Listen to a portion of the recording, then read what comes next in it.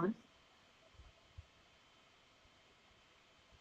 We'll be reconvening an open session at 6:04 p.m.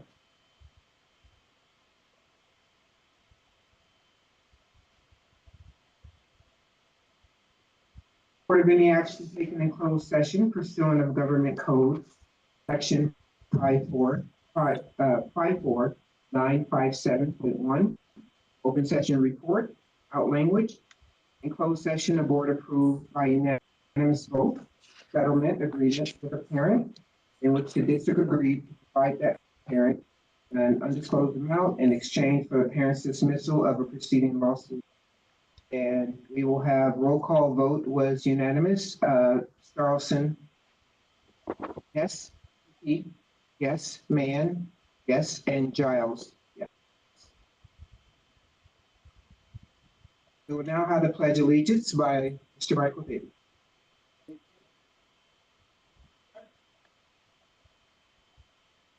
I pledge allegiance to the flag of the United States of America, to the republic that stands one nation under God, indivisible, with liberty and justice for all.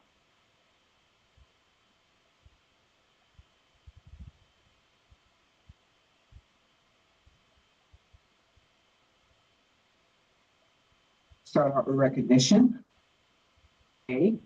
A2A attendance awards by Crystal Reyes.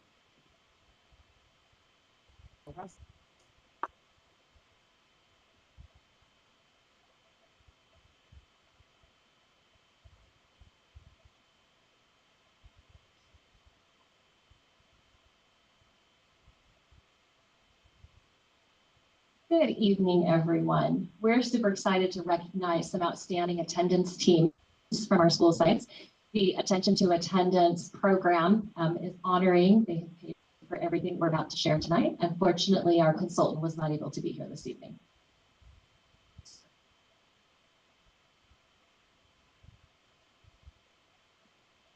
We're excited to recognize first up the attendance team and administration team from Endeavor Middle School.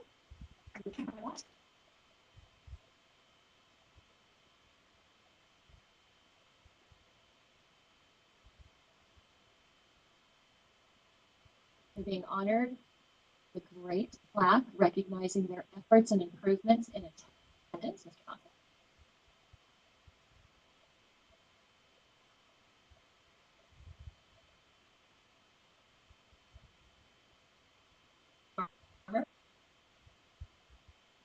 Denise.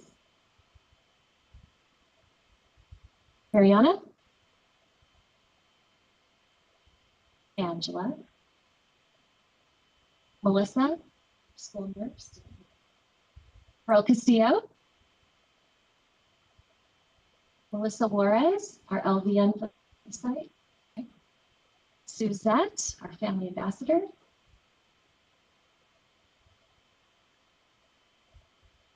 Soshi Gonzalez. And so the site attendance teams, they commit to meeting minimum of once a week, typically for an hour. I have personally seen the Endeavor team in action multiple times this school year, as has Ms. Rojas.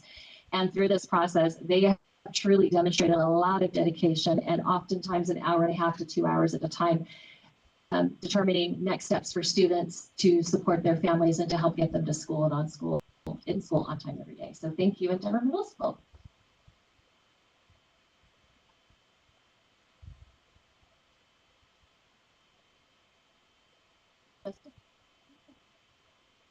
No presentation.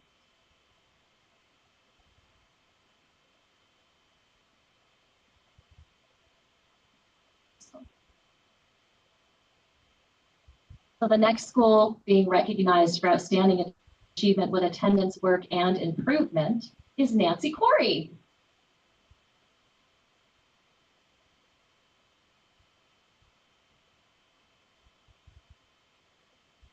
Mr. Denning and his mighty attendance team, they're not all here.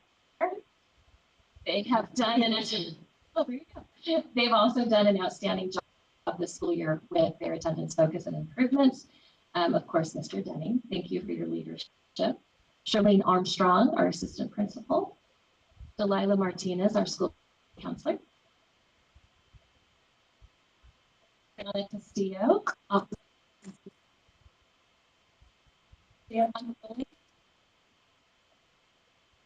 one of our teachers, outstanding, thank you. Ruth Patterson, another outstanding teacher supporting attendance improvement, and Becky Medina, our parent educator. Well done, endeavor, thank you. Last but not least, the attendance efforts at Westwind Elementary School have also been remarkable this school year. We'd like to recognize them.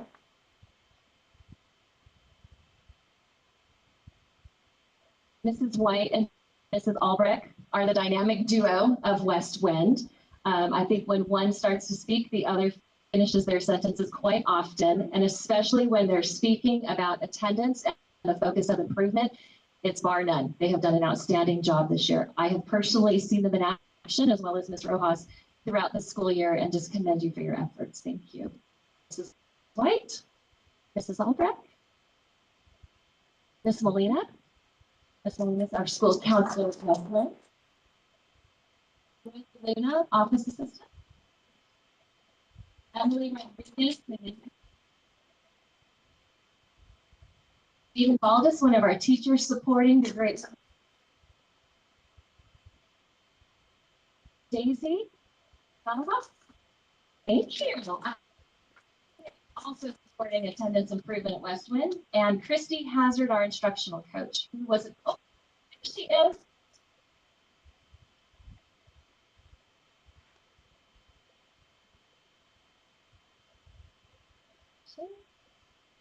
Again, thank you, and thank you for coming tonight. We appreciate it. Thank you, Mrs. Whipple. Awesome. Thank you. And again, without fine examples of these particular three schools and the work that they do in their site attendance teams, we would not be achieving the improvements that we're seeing district-wide. This is just a small sampling of the work that's happening at all of our school sites and the outstanding work of Ms. Crystal Rojas and PSA team. So thank you.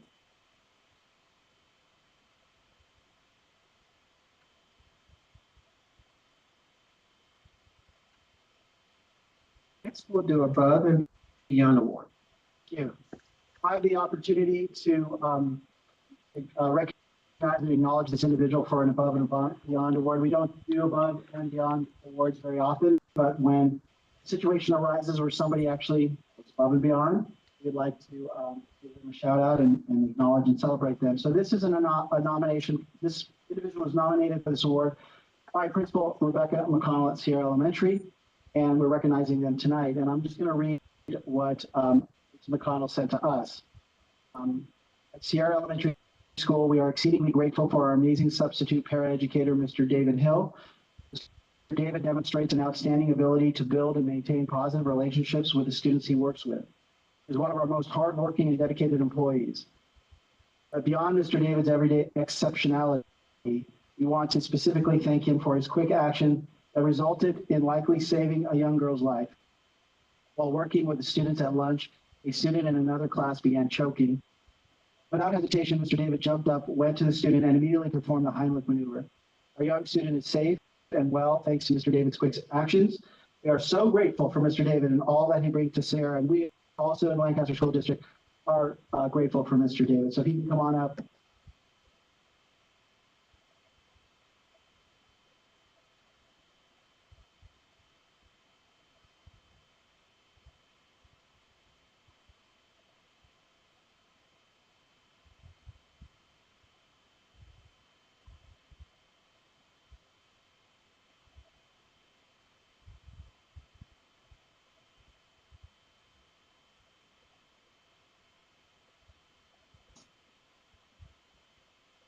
Next, we'll have the Golden Apple Awards.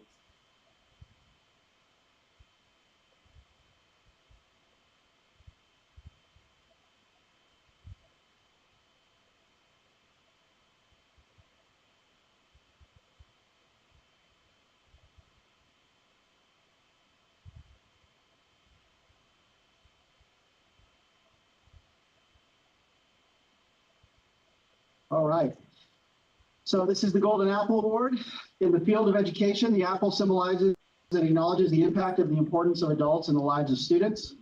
Annually, the Antelope Valley chapter of the Association of California School Administrators sponsors the Golden Apple Award for individuals who have shown exceptional service and support to their districts.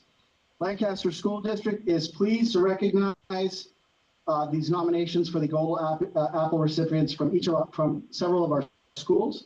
And we're going to start with Desert View.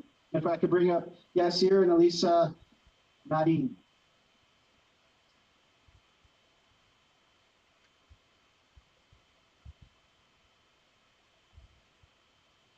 And from Discovery, Rosa Molina Carrillo.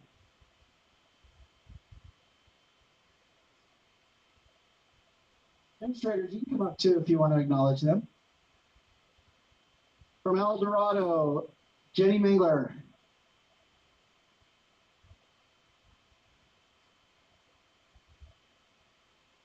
From Fulton All, should I do the mascots too?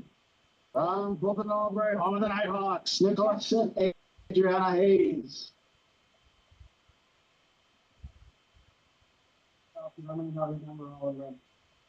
From Jack Northrop, Jessery Shelton.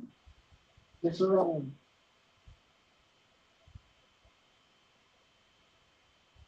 From Miller, Leslie Romero.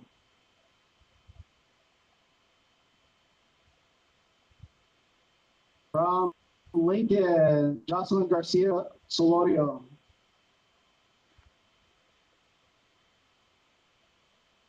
From Linda Verde, Tavita Albaran.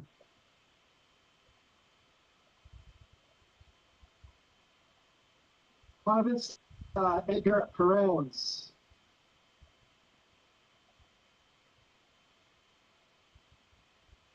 From Nancy Corey, Rod Glover. From Sierra Elementary, Brandy Tate.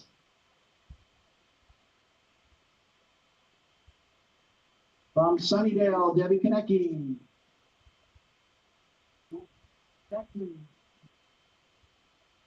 From Westwind, Joseph Gray. And our overall Golden Apple Award winner for Lancaster School District, Mariposa Maria.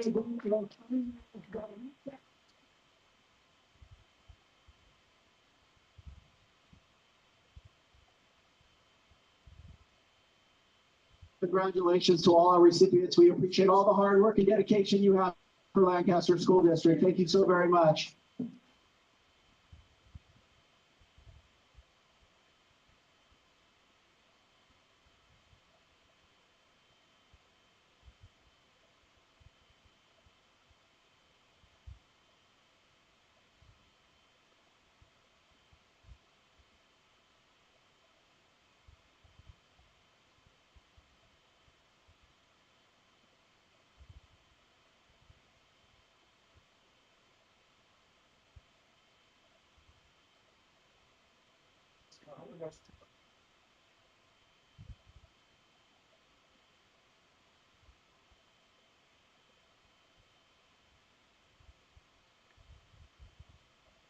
And next, we'll do the classification, the classified employee of the year.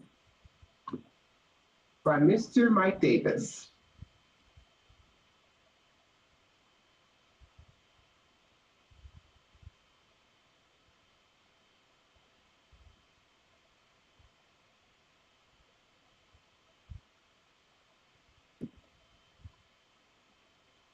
By Mr. Mike Davis.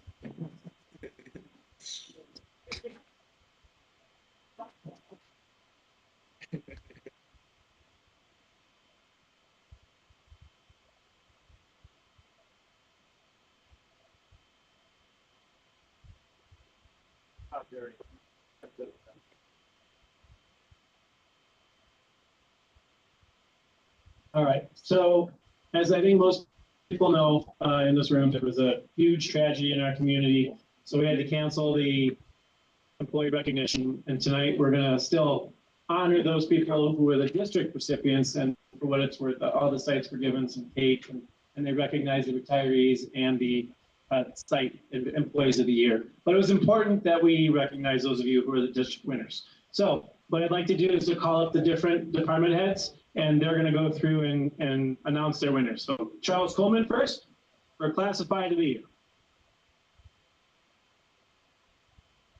Hello, everyone. Like Mr. Davis said, it was unfortunate that we had, postponed awards, but we're here tonight. So for our district office classified employee of the year, Lisa Pitco.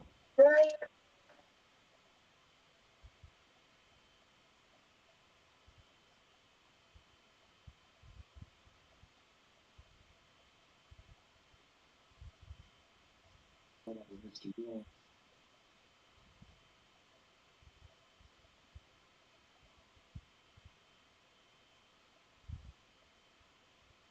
I'll take pictures. Yeah. I'm set.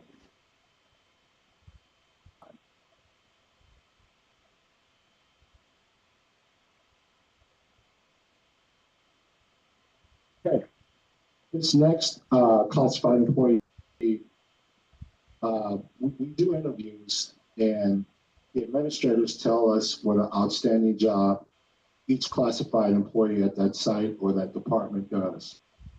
This lady was recommended by her site administrator as doing an exceptional job, and whatever she does, she goes over and above every day. I'd like to introduce our district-wide overall winner, Ms. Kelly Pike of Millman.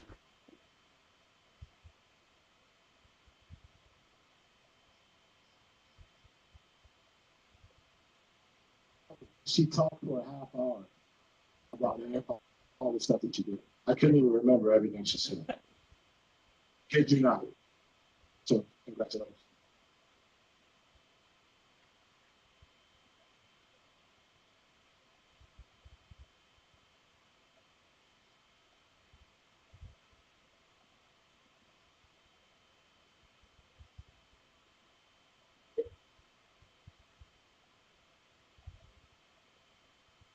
And congratulations, you guys. Next, to announce the certificated support staff of the year, Krista Thompson.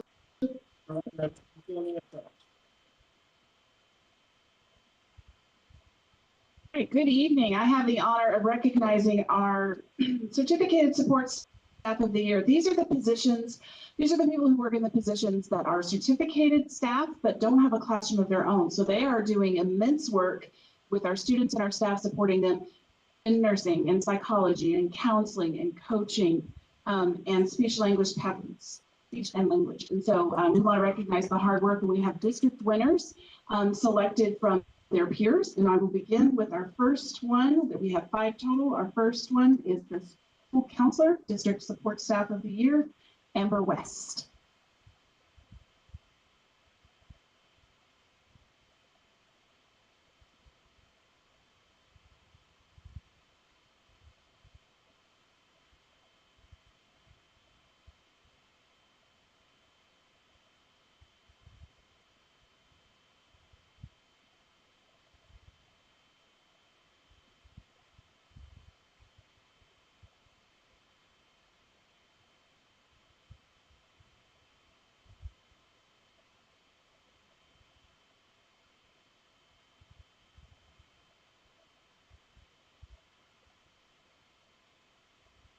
Our next certificated support staff is our school psychologist, Ms. Brenda Garcia.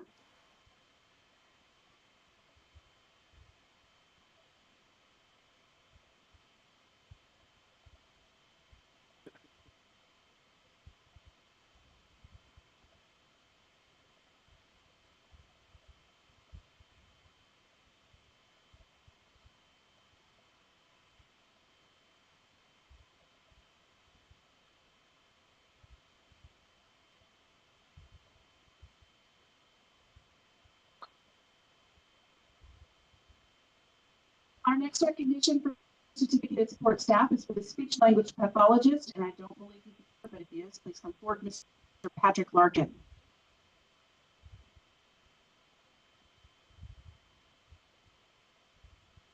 And then school nurse for certificate support staff of the year is Alice Nielsen.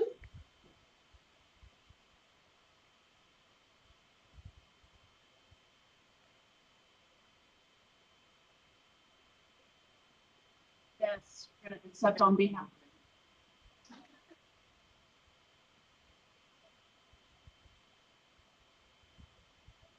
And our final certificate support staff of the year is our TOSA position, teacher on special assignment. And this year that honor goes to Ms. Christy Hazard.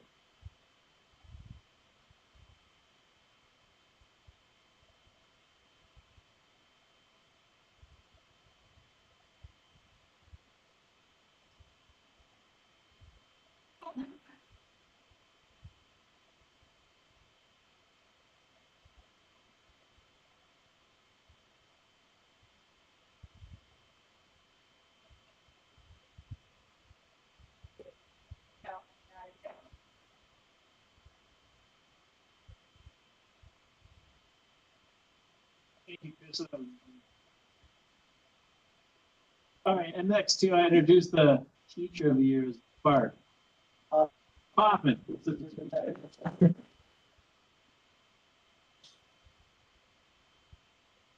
Thank you, Mr. Davis.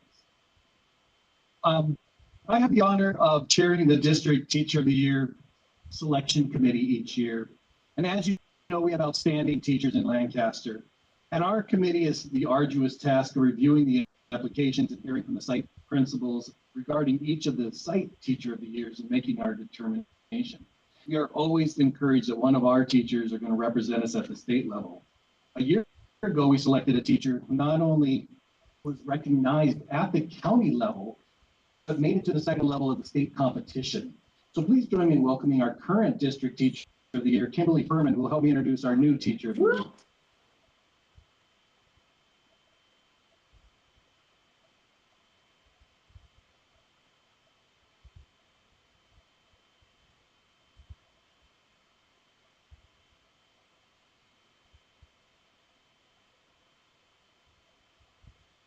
This is, it has been a pleasure to represent Lancaster School District at the county level. It was an honor. I appreciate the kind words that have been bestowed by the board. As a Los Angeles County Teacher of the Year, it has allowed me to reflect on this not being the pinnacle of my teaching career, but just a stepping stone.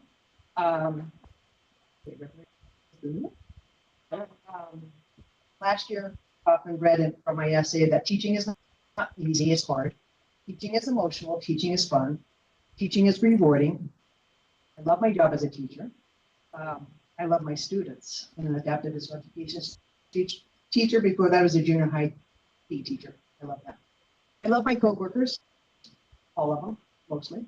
I think as teachers, we can lose sight of the reason why we became teachers. I love that sway us from being effective teachers. I'm lucky and appreciative to be the teacher, but to work with great coworkers and to have the students that I have. That being said, I'd like to introduce you to the 2024-2025 Lancaster School District Teacher of the Year. And Amargosa coworkers has stated that she has her hands in many things at the Amargosa Creek School. She is always striving to make things better for her students and her coworkers. She has cultivated relationships with her students and her coworkers, and it is a natural act for people to gravitate towards her. She has stated that her greatest accomplishment to education is her ability to meet students with an education that is accessible to them. It is my pleasure to announce the Lancaster School District teacher as Nicole Reed White from Amargosa Creek.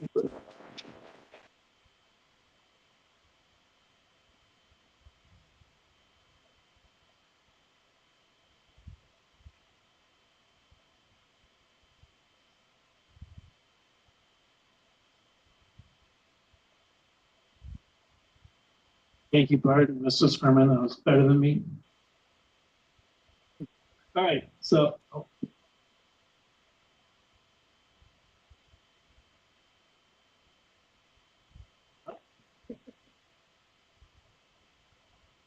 All right, so I get to announce the Administrator of the Year. I'm just going to start right out and say Kim Cochran.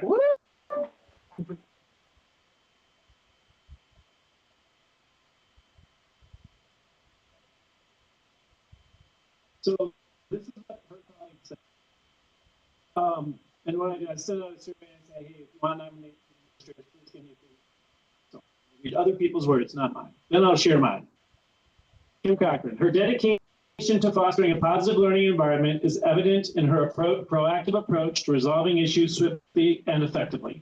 Kim is a true team player, always willing to lend a helping hand and collaborate with colleagues to find solutions.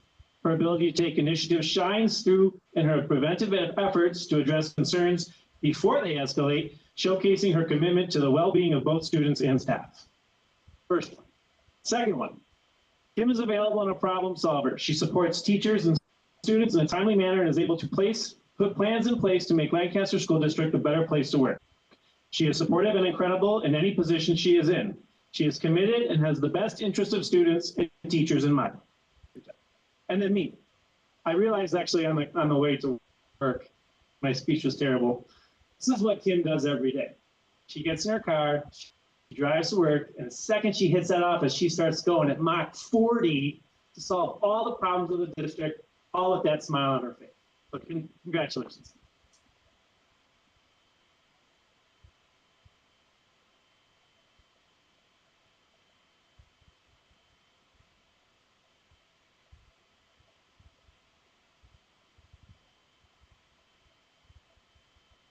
All I got.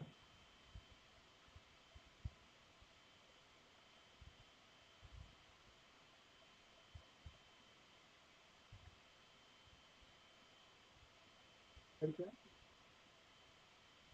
So we'll move on to informational items, enrollment report. This is Rebecca. Good evening, Board. In UTK through 8th grade, we have 14,171 students. In ECE, we have 498 for a grand total of 14,669 students. This is a gain of 15 students from our last report and a gain of 101 from the same time last year. Additionally, we have 990 homeless students and 437 foster students.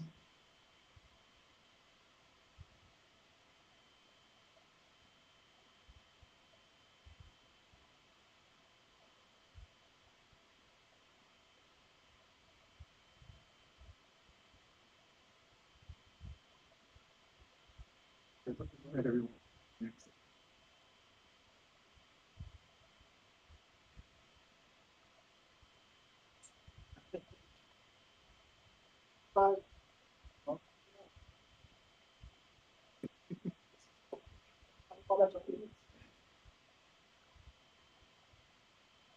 We'll move on to presentations, request proposal report. LCAP update by Dr. Gordon Coyne.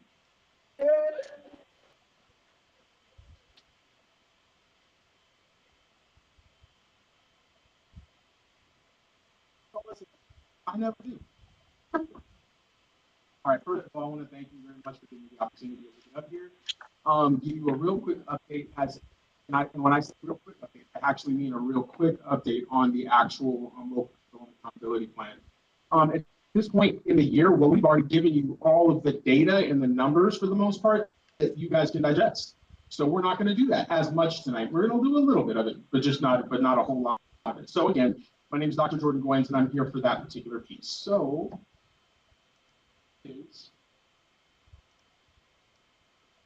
okay, so first of all, the target of the presentation tonight is going to be to be able to provide you with an update and update the board, the community, as to where we are at in our current plans and the work that we've been doing in terms of basically implementing those plans and getting those pieces in place, and where our students, staff, and what they're saying right now in terms of where we're going and where we're going to be headed in 24 through 27. The second piece is going to be for us to be able to set the stage for the 24-25 local control and accountability plan. So this is the time period of the year that what we are truly starting the process of doing, and what we've actually been doing all year long, is looking back and reflecting on all of the work that we've done for the last 3 years and starting to see, so what do we need to change, modify, or work forward or move forward into the next 3 years that we're going to be looking into for our next strategic plan. So I want to kind of pause here for a real quick second. You guys are seeing a bunch of lines, and that's purposeful. So the idea behind this is when we look at these plans that we have, we know that we start our district off with the strategic plan. That's the vision. That's everything that our district is all about, the work that we're going to do, how we're going to do it, the work we're going to do. When we bleed into this, it starts to move in from our strategic plan into our local control and accountability plan that actually makes that strategic plan operational. This is where I like to say we set the money, the monitoring, and the modeling to the system. This is the work that we're doing in the local control and accountability plan. And truthfully, the LCAP is meaningless unless it hits the school sites and hits the classrooms. So this is the work that we're doing in the school plans and the work that our principals and our teachers do on a day-to-day basis, making sure that our kids are being taken care of from all aspects, from a social emotional angle, an academic angle, and a behavioral angle. That's the focus of the work. So everything comes down to this work that we do with the school sites at the school, with our school plans. You'll see that there's a total alignment in every particular aspect. Academic growth talks about academics in the LCAP. Goal 2 engagement jumps into areas of family engagement, family and community engagement in our LCAP, as well as family and community engagement moving into our school plans. There's a tie to absolutely everything that we do, from the strategic plan to the LCAP to our school plans or our SIPs. So this is our 21 to 24 local control and accountability plan. Remember when we sat here and it was just it was at the old board room, and we sat down and we had a conversation about what the beliefs and the systems that we were looking to try to do. So that was where we started. That's where it started, and that's where that first plan started. And we moved, and it's evolved over time because of that. So I'm given all those other pieces. The purpose of this particular night is to update you on the LCAP. So you'll see that there are 6 goals: academics, equitable learning environments and practices, safe and supportive environments, turning into family and community engagement, universal transitional kindergarten, where our focus was to build that program. We no longer need that because our program is built at this point, and we have been able to put this into the core pieces of the plan. And then our work with our homeless students. So I want to kind of just wrap this around for a second. Academics is obvious. It addresses academics, math, science, social studies, language arts, all the good stuff. Enrichment, intervention, and all those pieces as well. Equitable learning practices, that's all about taking away all of the barriers that our kids may experience so that we can make sure that our students are taken care of in every aspect of things. Safe and supportive environments starts the process of us talking about what it's going to look like to make our schools safe. You'll see examples of our safe and supportive environments. Dr. Marietti has provided and has been a key instrumental in just the pieces that we've started to put in over the last year and a half to be able to make sure that our schools are going to be nice or they're going to be safe. So from here, we jump into the idea of the work that we've done with our families, community, and staff, all of our educational partners.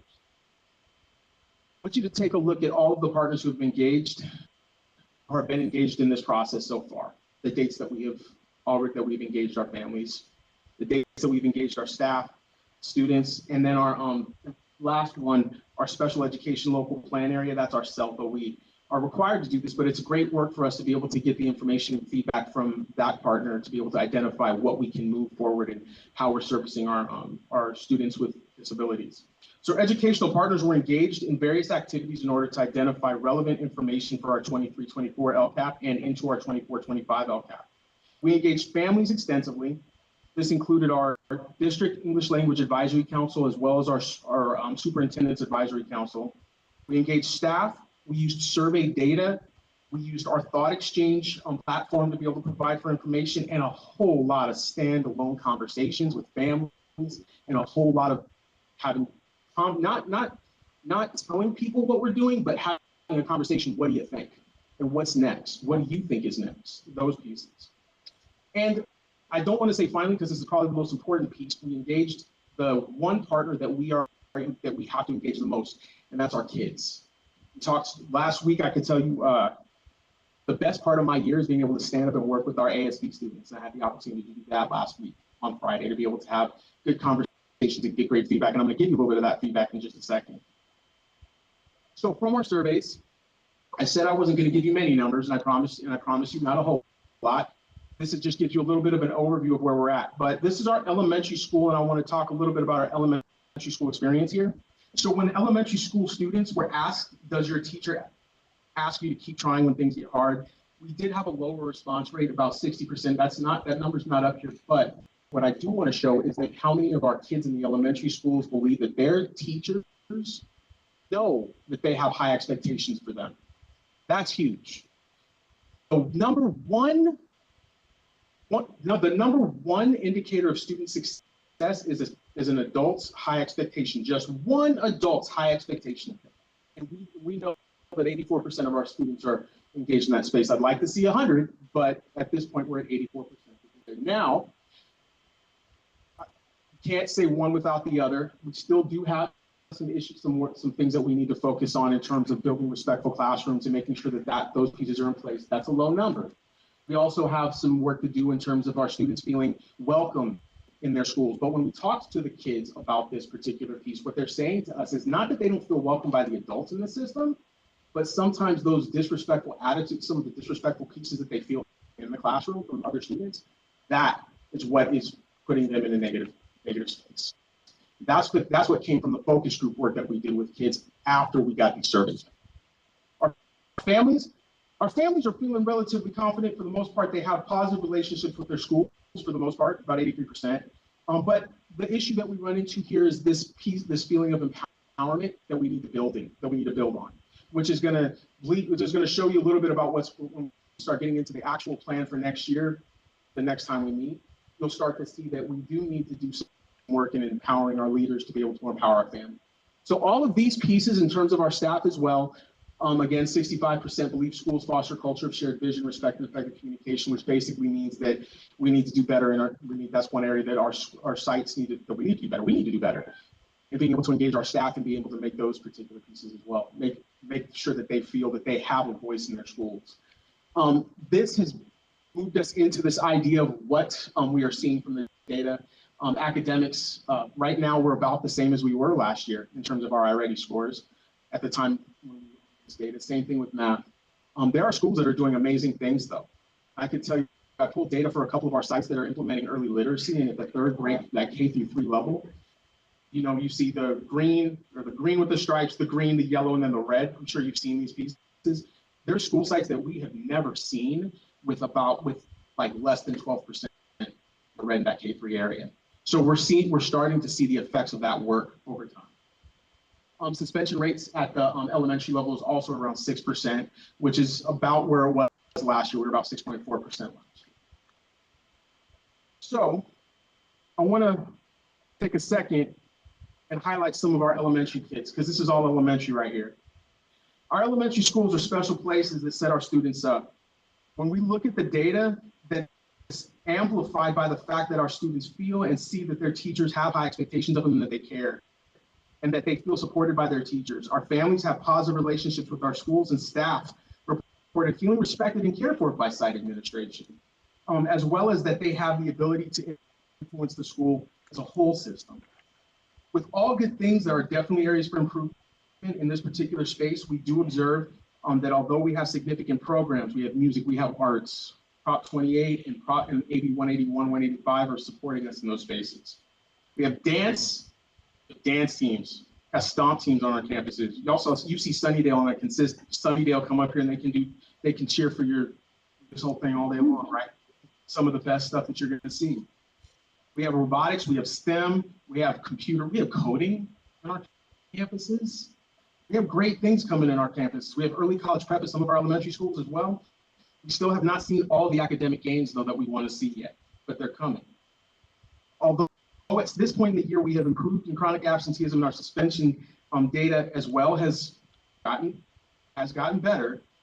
We still have a ways to go to address the needs of the whole child in terms of social emotional learning, and we know that there's work here to be done, and we know that our kids deserve it. So I think that that's a big piece of it.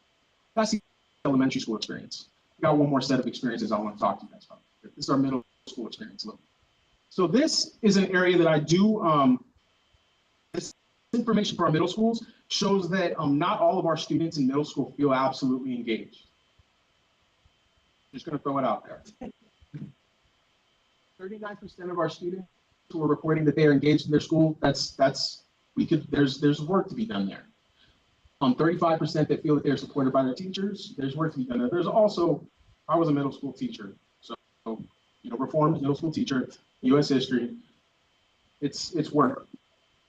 However, there's a lot that comes with this data that we need to think about in terms of how we build culture and focus on culture at those school sites. And that's kind of what this data is showing us. And this is resulting right back with where we were from 22 to 23 to 23 to 24 at this time last year.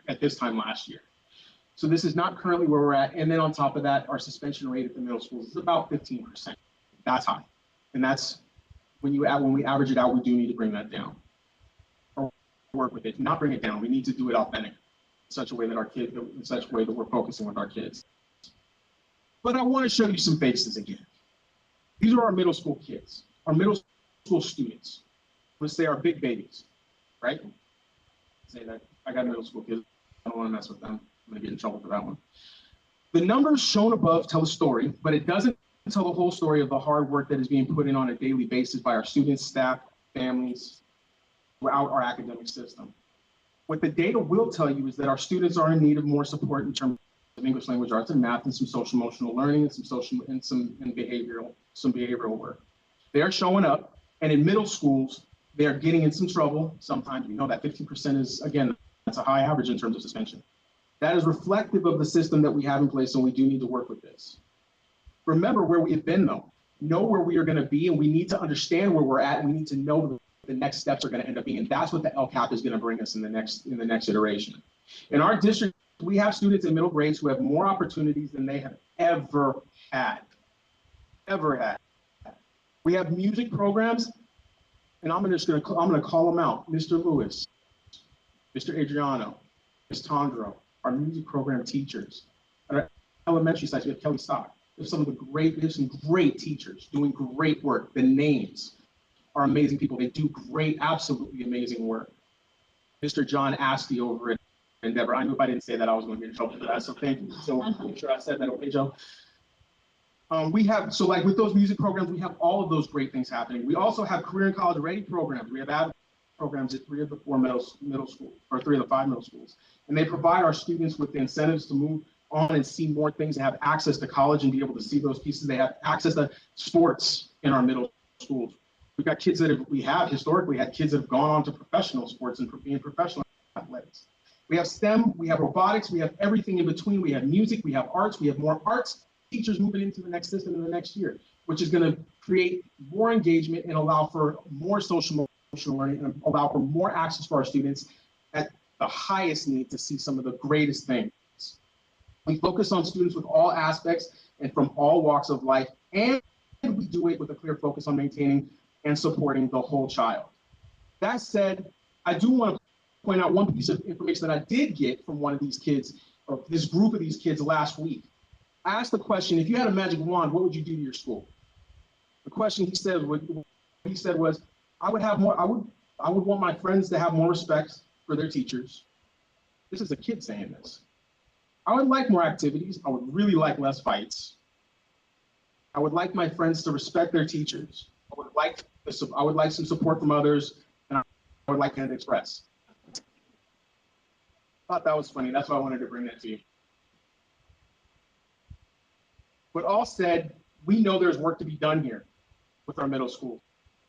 We know that our middle school students don't always feel like they belong. That's huge. Last year was 17%. This year it's up to about 28%. So we're moving in the right direction, just not fast enough. And that there are ways to go to ensure that they do feel that way and that they're consistently feeling better about their schooling system, because we know when our kids they feel good about their system and our teachers feel good about our system, we all feel good about our system, the likelihood of them doing good is better. We know that can happen. So in essence, we have some clear work to do, and I'm going to give you a synthesis of what that next work is going to look like. So a piece of this comes from the last thought exchange that we just put out. I want you to focus on the idea that in this thought exchange, it said that this shows that there's a brief, or that there's a belief that there needs to be, that we need to have a student-centered approach. Both categories talk about that into some way. They all agree in the common ground of us needing to have a student-centered approach. Improving academic programs is huge. That's big. That helps with that student-centered approach, and also providing for those enhanced extracurricular activities as well are both pieces that hit that up and allow for that to happen to a higher degree. This is what our partners have said. Themes from our educational partners. How do we continue to improve academically? First of all, we work with our staff on differentiated forms of instruction. I don't always fall back to just the educational side, but that's one piece that we need to, because that allows us to be able to form the relationships back and forth. The kids feel it when we recognize who they are and they see that we recognize who they are more apt to do better.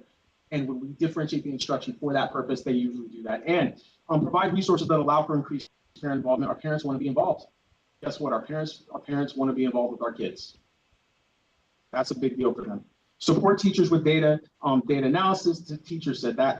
I was a teacher thing. I love data analysis. You know I love data analysis. You know I love numbers, but this is something that our parents have said, or that our teachers have also want to be involved in. Ensure our students have access to the resources needed to be successful. That's the equity piece. And continue to engage students throughout the arts, the music, the practical courses revolving around trades and financial literacy. I had a student actually talk to me on Friday about how they wanted to know how to invest in the stock market. I was like, I don't even know how to invest in the stock market. I don't. But I'm gonna, because this kid is gonna make me, and my son's been, who's sitting back here, is also into trying to do the same thing and get into the stock market as well. So he wants to be rich. So moving this forward, this is where we're headed. The 24-27 local control and accountability plan. I'm not going to give you the whole thing yet. You're going to see it. I'm trying to make sure that your appetites are nice and ready to go for June 4th, so I can really roll it out to you in such a way that you guys feel really good about it, so you can see it. But the themes being addressed in the 2020 or 24-27 LCAP are going to be educational equity. In this particular space, each student is going to be getting the resources that they need to be successful. That's the focus of that one. That second bullet talks about an approach that is holistically based around multi-tiered systems of support that focuses on whole child, which is all revolves right back to that idea of equity. The idea of multi-tiered systems of support is that I see where you're at before it, I see the possibility of an issue that's going to jump in front of you, either academically or socially, and I'm going to jump in front of that and fix it and get there and fix it, or either take that barrier out before we get started. That's the idea behind that. So this means that this LCAP is being reduced to the basic core principles of education: academics, behavior, social emotional learning. We teach you let's teach you, let's work with you, let's teach with you. Because I'm going to learn from you too, because I'm going to, as an adult, I'll learn with you. We're going to work with your behavior, we're going to meet you where you're at there, and we're going to work with you to be able to manage your emotions in those pieces. So in academics, we include both intervention and enrichment, and access to resources, programs, and materials to support that work. We're going to provide for enhanced areas of study in the arts, the music, and STEM, and robotics, and everything in between. We're going to provide time for our teachers to plan, because we know that the experts in every school are in that room, and we're going to focus on building that up and allowing them to build it up. The next piece to this, the next bullet here, is going to be a focus on building capacity of our classified and certificate staff and site leadership. So none of this happens unless our teachers are solid in doing that work. We do have a significant amount of new teachers on a consistent, hardworking, great, but nonetheless, they need support. We have a lot of classified staff that need some support, especially the instructional classified staff, because they're in the classroom with the kids doing that work. And finally, our site leaders. None of this happens. None of this happens unless our site leaders are prepared and ready to do that work of being able to do that. And I'm excited to see what the site leaders are going to do next year. Specifically, I'm very excited to see what our site leaders are going to do next year, because I know the work that has already been put into them and the work that we're going to be working alongside them with. So there's also going to be a focused effort on the family engagement. I shouldn't say involvement, and a focus on our leaders and supporting our teachers through all the great stuff. So finally, in closing, there's a couple of steps that are coming next, and I'm going to ask you that if you have any questions, this presentation is going to be on the website very soon. As soon as I get it on the website, that link right there is going to go link straight to a form that allows for any questions that may need to be asked, answered, or brought out. I have legit a 48-hour turnaround on those, where we have to be able to have answers back up on the website in public if anybody asks questions. So if you could just call me, it'd be much better. I'm just kidding. Just give you a heads up on it. In the coming weeks, I will be holding some final stakeholder or educational partner meetings with our people, with all of our staff. By May next week, the LCAP should be ready to go. We should be in a position, if everything is in a good place and the questions answered. We've done some really good work with our partners at this point. June 4th, we're going to present the LCAP to you in its entirety, but that it's not going to be approved until June 18th, which gives you that time period to be able to make any shifts, tell me anything that you would like to see provided in it. It's very important for us to be able to have that because it is a partnership between the whole system and the whole community. And by law, the document will be sent to LACO within 5 days of your approval. So after June 18th, I think I've got till June 23rd to be able to get it to LACO. They get it, they approve by October 1st, they approve it, and then it comes back to us in CDE, or actually goes to CDE. CDE approves it, and then we are effectively rolling for the next 3 years. So that said, a little bit longer than 7 minutes. Sorry, Mr. Hoffman. Are there any questions?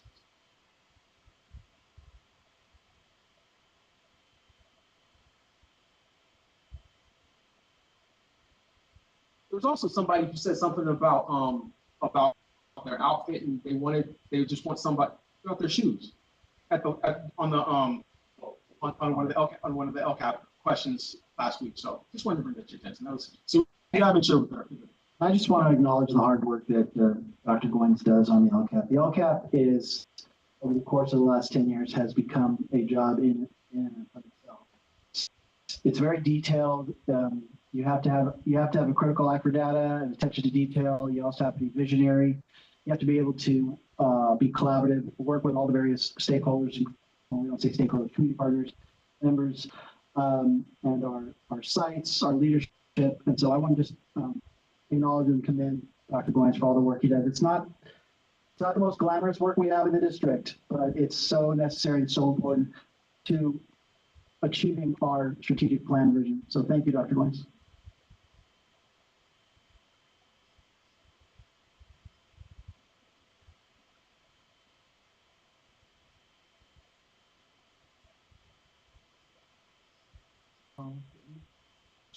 Items, the adoption of resolution 2023-24,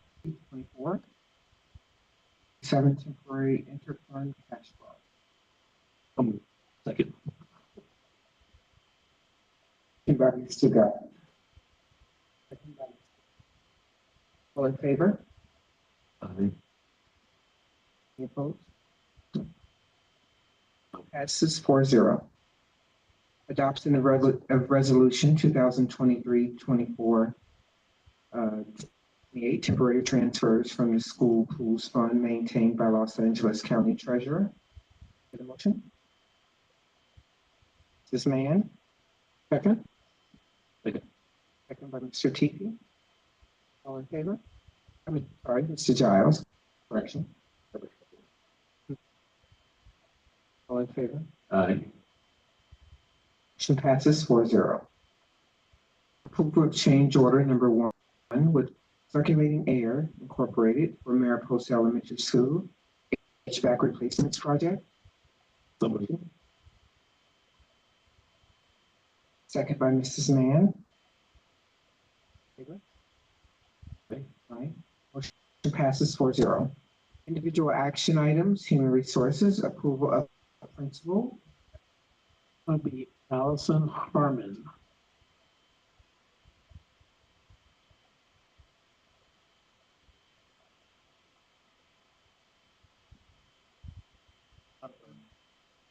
Second.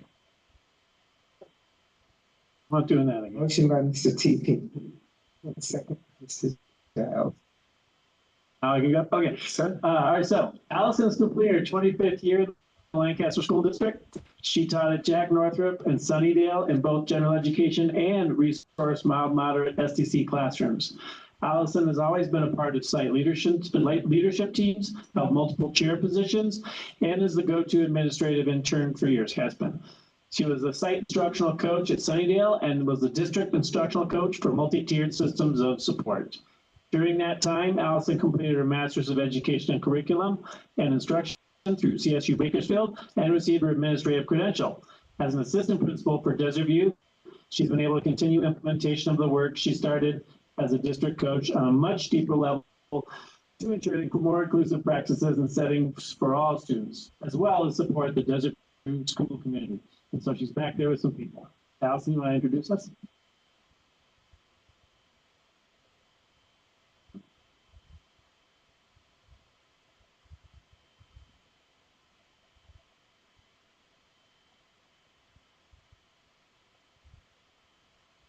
Hi, everybody. Yes, I'm here people. I have my village with me. Douglas, parents Barbara and Fred, my son Lucas and his girlfriend Shelby. Lucas was part of the original kindergarten class at Jack Northrop Elementary when we moved into the new building, because Jack Northrop Choice started 25 years ago. His sister, who's also watching, was also our first third grade class that moved over there in the middle of the year. So it's pretty exciting. We get to come home. Shelby, my son's girlfriend, is also one of our traveling rec leaders. So this is a big family event for us and getting back. So I thank you all for honoring us and my family with this great honor of being able to go back to Jack and finish what I started there many years ago.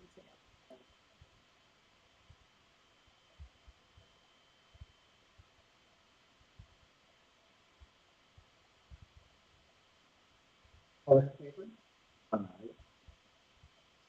David. Walker.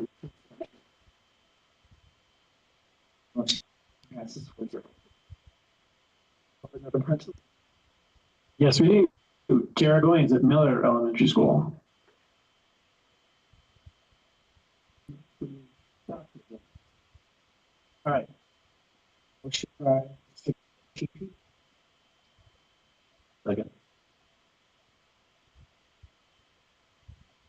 All right, so Tara has 21 years in education and various leadership roles throughout her time, including site leadership team, district leadership team, site administrative designee, summer school principal, coordinator for both early learning, and is the current coordinator for curriculum and instruction.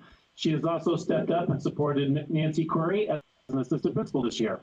Tara's leadership accomplishments include receiving the AXA Promising New Admin, and she was Almondale Middle School Teacher of the Year, and then subsequently the Keppel School District Teacher of the Year.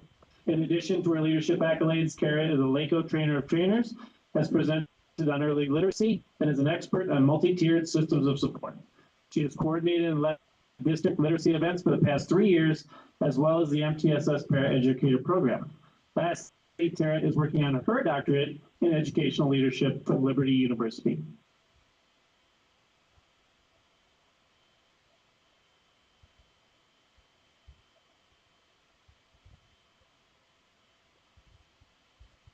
Good evening, everyone. First, thank you to the board and to all my peers and colleagues. I appreciate all your wisdom and experience.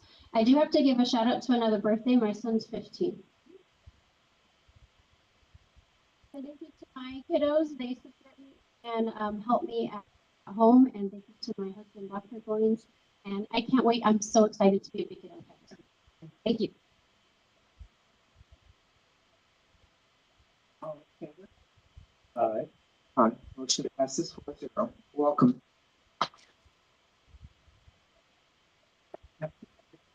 Of an assistant principal. Joe Donzik. So moved. Motion by Mr. Zhao. TP. And all in favor? Aye. Motion passes 4-0.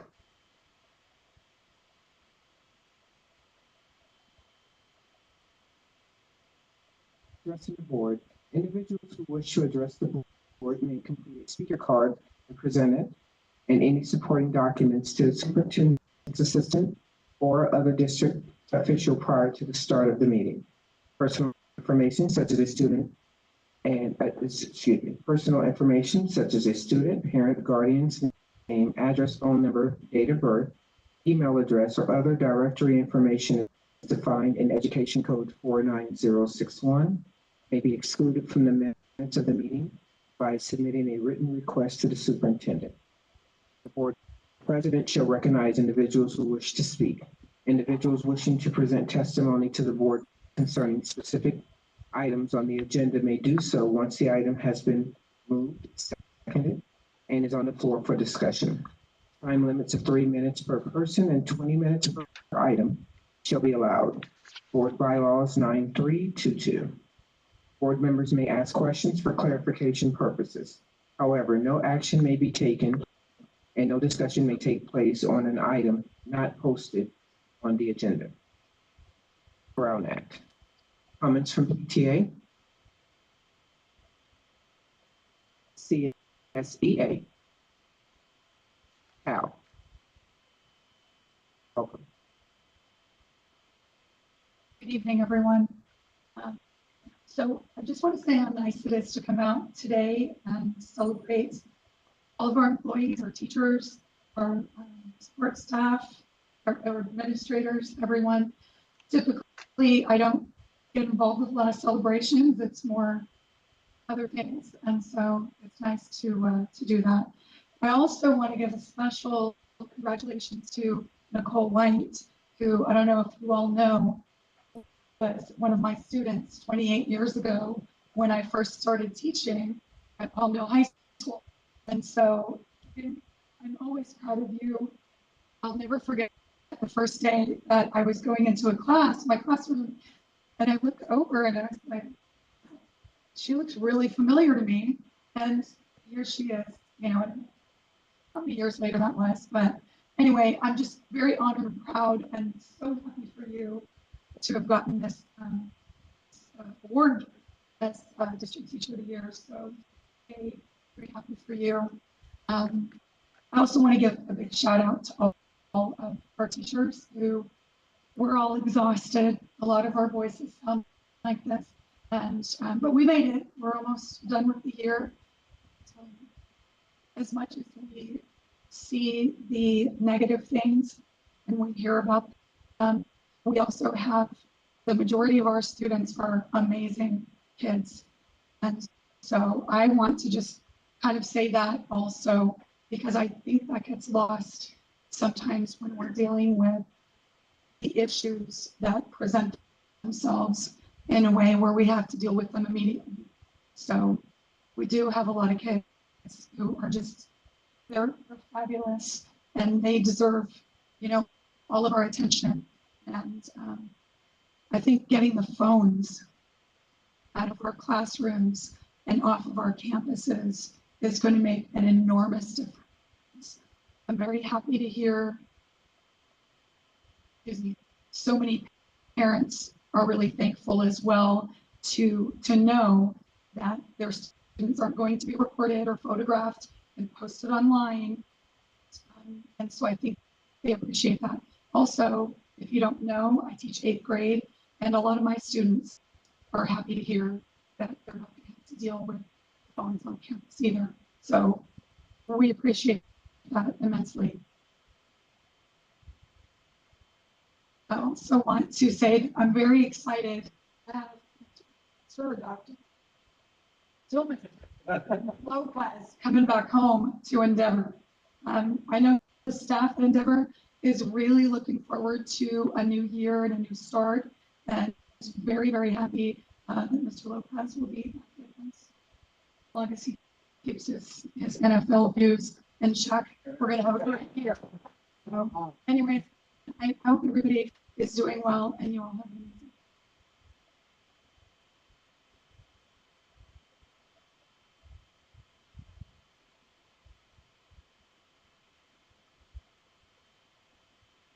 Okay. Comments from the audience? There are no speaker cards this evening.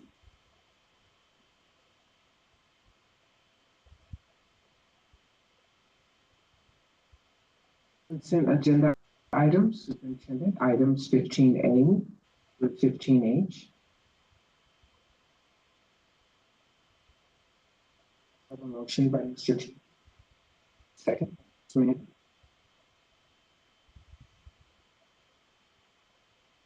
Approval of minutes of regular board meeting of May 7, 2024.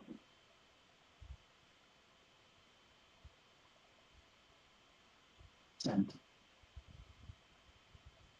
All in favor? Aye.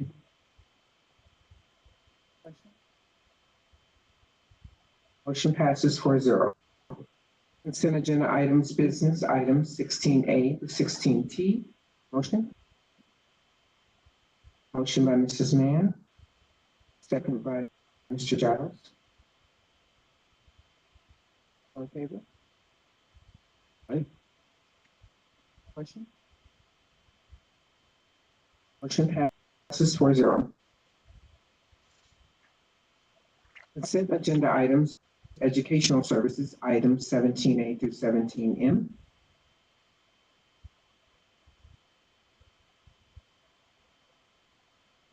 Motion by Mrs. Mann, second by Mr. Teepee. Motion passes 4-0.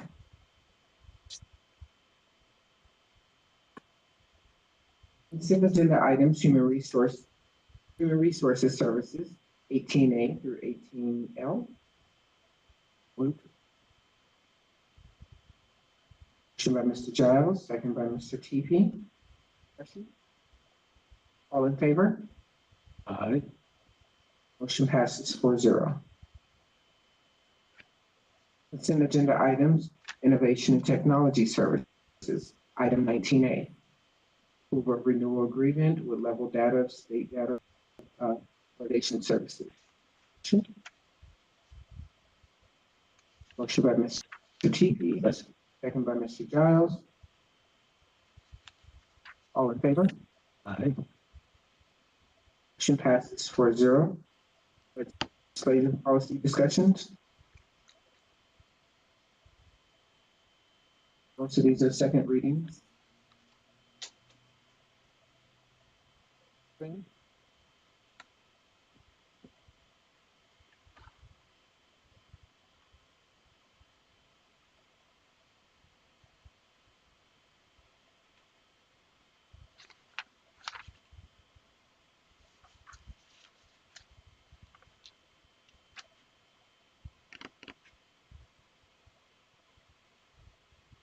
We'll move to comments from the board and the superintendent.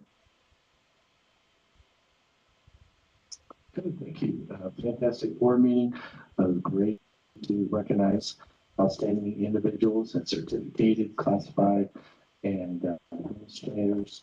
Look for the new positions being filled, and great job with all the district staff. And we're getting close to the end, so keep going. We're almost there. A great job, everybody. Mrs. Mann? Again, congratulations to all the winners. Every day that we recognize the Golden Apple Awards. As a matter of fact, shout out to Elise and Yasir. They are the owners of the Denny's, and they got Golden Apple.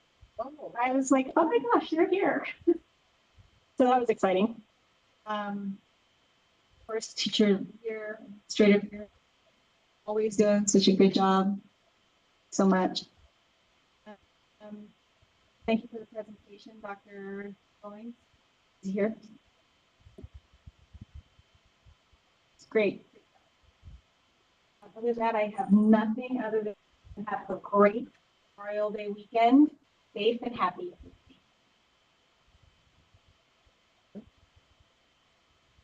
Okay, thanks for everybody that's stuck it out this far. Great job on the employee recognition. It was nice to see people get recognized. All of our people are doing great. What was I going to say? Oh, Dr. White needs on, but I do this presentation. Appreciate all the hard work that our teachers are doing at this time of the year, and all our staff. We have great employees, and that's good to recognize them. Also wanted to congratulate the principals and vice principal. Also just got back from CSBA Delegate Assembly over the weekend and found out that our governor is trying to change our constitution to lower our funding for our schools. And when we are sworn in as elected officials, we're bound to uphold the Constitution, and he is not.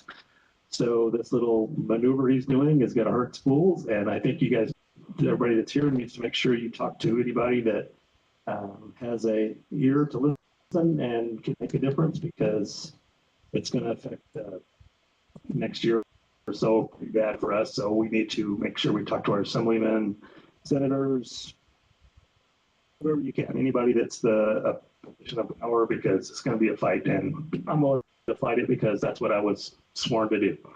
And that fun time of year, we've got dances and awards and field trips and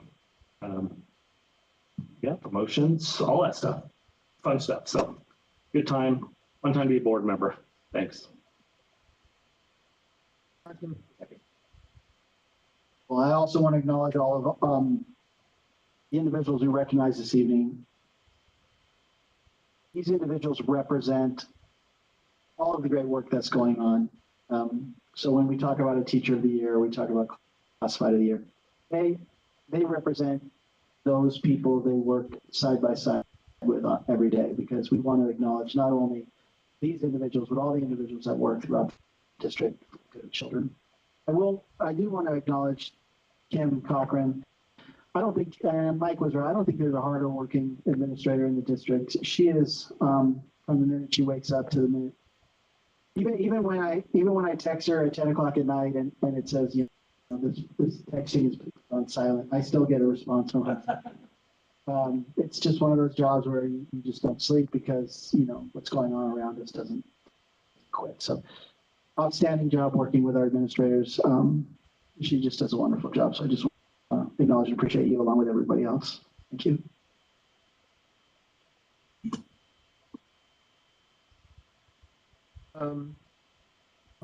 Thank you. Point since return. Welcome back. We had so many wonderful things to say about you. You weren't here. So, yes, so on behalf of everyone else that actually spoke about you as well, I'd like to thank you for all the work that you do. I know that bringing these reports to us help us see where we are as well as where we're going. And I want you to keep up the good work. What you do is invaluable. I'd like to also congratulations to all of our newly promoted positions. We have a lot of years of experience here, so it's nice to see that it goes full circle and we're really picking up, you know, from within and congratulating people that are really doing extra hard work. Congratulations to all of the award recipients. Every obstacle that we encounter is better accomplished as a team. And throughout what I was able to witness here today shows that, you know, as a team, we're doing a lot. We're making very good strides and we're making a lot of improvements, and it's showing in the data, and we still have a lot of work to do. But it's great to see when things elevate from the year before. And one thing that I always look at is that the accomplishment of one individual is the success of everyone. So although we may have only, you know, brought a few people out to say thank you and congratulate them, it's because of their team that they were able to be that successful, to be able to stand out that way. And so as long as we continue that work, we'll continue to be a very, very successful. Thank you guys very much. And with that being said, it's Taco Tuesday. So we will, it's at 7:18 p.m. Can I get a motion?